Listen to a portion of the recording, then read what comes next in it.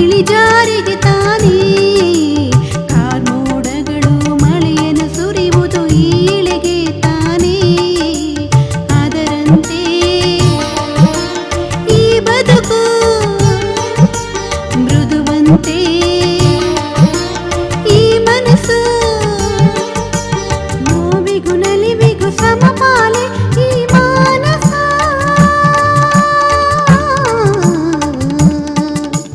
ಮಾನಸ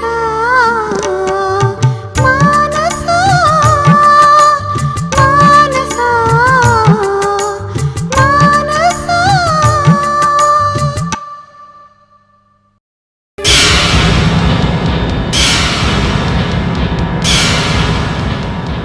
ಏನಪ್ಪ ಆ ಹುಡುಗಿನ ನೋಡ್ದಾಗಿಂದ ಕಣ್ಣಿಗೆ ನಿದ್ದೆ ಇಲ್ಲ, ಹೊಟ್ಟೆಗೆ ಊಟ ಇಲ್ಲ, ಮನಸ್ಸೆಲ್ಲ ಮಾನಸ ಮಾನಸ ಮಾನಸ ಮಾನಸ ತುಂಬ್ಕೊಂಡ್ಬಿಟ್ಟಿದ್ದಾಳೆ. ಆಕಾಶಪ್ಪ, ನಿನ್ನ ಮನಸ್ಸು ಒಂಥರ ಕಸು ತೊಟ್ಟಿ ಇದ್ದಂಗೆ. ಅದರೊಳಗಡೆ ಅದೆಷ್ಟು ಜನ ಹುಡುಗಿರು ತುಂಬ್ಕೊಂಡಿದ್ದಾರೋ ಏನು ನೋಡು. ನೀನು ಊಟ ನಿದ್ದೆ ಬಿಟ್ಟು ನಿನ್ನ ಆರೋಗ್ಯ ಯಾಕುಟ್ಟೋದ್ರೂ ಪರವಾಗಿಲ್ಲ, ನಿನ್ನ ಮನ್ಸಿಗೆ ಒಂಚೂರು ಲಗಾಮ್ ಹಾಕು. ಈ ವಿಚಾರ ಏನಾದರೂ ರಂಗನಾಥಪ್ಪನವ್ರು ಗೊತ್ತಾದರೆ ನನ್ನ ಚರ್ಮ ಸುಲ್ದು ಬಿಡ್ತಾರೆ. ಹಂಗೆಲ್ಲ ಏನು ಆಗಲ್ಲ ಚೆನ್ನಪ್ಪ. ಈಗ ಊರಲ್ಲಿ ಯಾರನ್ನ ಬೇಕಾದ್ರೂ ಹೋಗಿ ನನ್ನ ಬಗ್ಗೆ ಕೇಳು, ನನ್ನಷ್ಟು ಒಳ್ಳೆ ಮನುಷ್ಯ ಯಾರು ಇಲ್ಲ ಅಂತ ಎಲ್ಲರೂ ಹೇಳ್ತಾರೆ. ಅದೇಂಗಪ್ಪ? ಆ ರೀತಿ ನಾನು ನಾಟಕ ಮಾಡಿ ಬಂದಿದ್ದೀನಿ.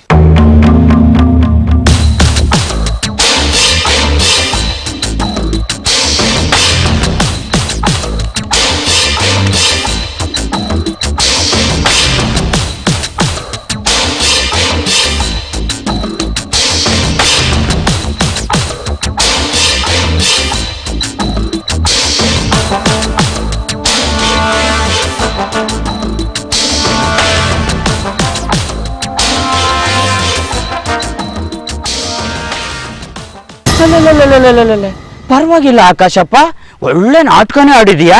ಮತ್ತೆ ಯಾಕೆ ತಡ, ನಾಳೆನೇ ಹೋಗಿ ಮಾತಾಡ್ಕೊಂಬ. ಅಯ್ಯೋ, ಅವರು ನಿನ್ನನ್ನು ಕರೆದು ಮಜ್ಜಿಗೆ ಕೊಡೋಷ್ಟು ಒಳ್ಳೆಯನಾಗಿದೀಯಾ ಅಷ್ಟೇ. ನೀನು ಮಾಡಿ ಸಹಾಯ ನಂಬಿ ಅವ್ರು ನಿನ್ನ ಮಜ್ಜಿಗೆ ಕೊಡ್ಬೋದೇ ಹೊರತು ಹೆಣ್ಣು ಕೊಡೋದಿಲ್ಲ. ಅಂದ್ರೆ ಏನೇನು ಹೇಳೋದು? ಅಂದ್ರೆ ಮದುವೆಗೆ ಮುಂಚೆ ಒಂದು 4 ಜನ ವಿಚಾರಿಸ್ತಾರೆ. ವಿಚಾರಿಸ್ಲಿ, ಯಾರನ್ನು ಬೇಕಾದ್ರೂ ವಿಚಾರಿಸ್ಲಿ. ಯಾರ ಮಾತನ್ನು ನಮ್ದೇ ಇರೋ ಹಾಗೆ ನಾನು ಹೋಗಿ ಮಾತಾಡಿ ಬಂದಿದ್ದೀನಿ. ಆಕಾಶಪ್ಪ, ಈ ಮದುವೆ ಅನ್ನೋದು ಬಹು ಡೇಂಜರಸ್ಸು. ನಿನಗೆ ಗೊತ್ತಿರೋರು ಯಾರಾದರೂ ರಂಗನಾಥಪ್ಪನಿಗೆ ನಂಬಿಕಸ್ತ್ರ ಆಗಿದ್ರೆ ನೀನು ಮದುವೆ ಮುರಿದೋಗುತ್ತೆ. ಅಂಥವ್ರು ಯಾರು ಇದಾರ ಅಂತ ಮೊದಲು ನಾನು ಕಂಡುಹಿಡಿತೀನಿ.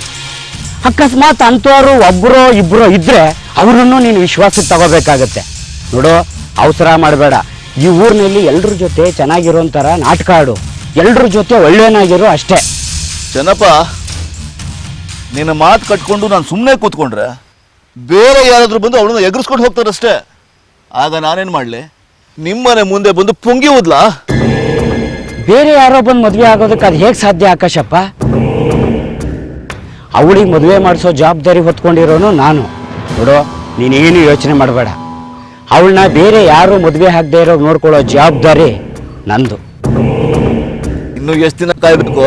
ಸ್ವಲ್ಪ ದಿವಸ ಅಷ್ಟೇ. ಆ ರಂಗನಾಥಪ್ಪನ ಮುಂದೆ ನಿನ್ನ ವಿಚಾರನ ಯಾವ ರೀತಿ ಮಾತಾಡಬೇಕು ಅಂತ ಅಳುದು ಸುರಿದು ನೋಡಿ ಆಮೇಲೆ ಮಾತಾಡ್ತೀನಿ, ಸರಿನಾ? ಸರಿ. ಆದ್ರೆ ಆ ಮಾನಸ ಮದುವೆ ನನ್ನ ಜೊತೆನೇ ಆಗಬೇಕು. ಹಾಗೆ ಮಾಡಿದ್ರೆ ನಿನ್ನ ಕೈಗೆ 1000 ರೂಪಾಯಿ ಬಕ್ಷಿಸಿರ್ತೀನಿ. 1000? ಹೌದು. ಒಂದು ವೇಳೆ ಅವಳು ಮದುವೆ ಬೇರೆಯವ್ರ ಜೊತೆ ಆಯಿತು ಅಂತ ಅನ್ಕೋ, ದುಡ್ಡು ತಗೊಳ್ಳೋದಕ್ಕೆ ಕೈಯೇ ಇಲ್ದಂಗೆ ಮಾಡ್ತೀನಿ. ಏನೋ ಕೊನೆ ಮಾತು ಹೇಳೋದಲ್ಲ, ಅದು ಕೇಳಿಸ್ಲಿಲ್ಲ ಆಕಾಶಪ್ಪ. ನೋಡು, ನೀನೇನು ಯೋಚನೆ ಮಾಡಬೇಡ. ನಾನು ಕೈ ಹಿಟ್ಟ ಮೇಲೆ ನಿನ್ನ ಕೆಲಸ ಹಾಗೆ ಆಗುತ್ತೆ. ಹಂಗೆ ಹೇಳು ಮತ್ತೆ.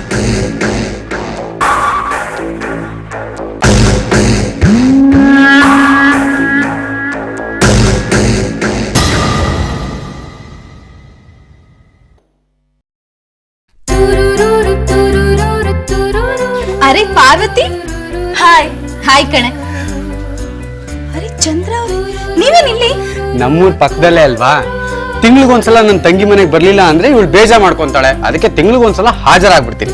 ಪಾರ್ವತಿ ನಿಮ್ ತಂಗಿನ? ಹ್ಞೂ, ಇವನನ್ನ ಯಾರು ಅನ್ಕೊಂಡೆ? ನಮ್ಮ ಅಣ್ಣ ಕಣ.